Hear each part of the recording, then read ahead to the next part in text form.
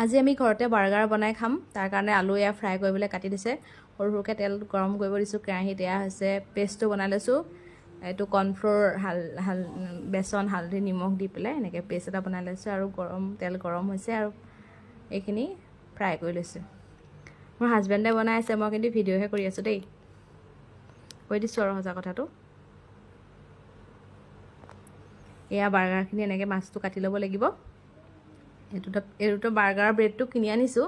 এইটো ঘৰত বনাবও পাৰি চাগে, কিন্তু বনাব নাজানো। এইটো এনেকৈ বনাই লৈ পেলাই তাত মানে পিঁয়াজ দি দিছোঁ। চিজটো এনেকৈ মিলাই ল'ব লাগিব ভালকৈ।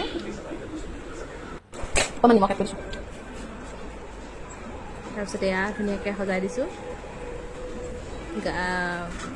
তিয়ঁহ, বিলাহী, পিঁয়াজ। হাজবেণ্ডে তিয়ঁহ ভাল নাপায় কাৰণে লোৱা নাই। আৰু এয়া ফ্ৰাই কৰা আলু দি দিছোঁ। এনেকৈ সজাই ল'ব লাগে।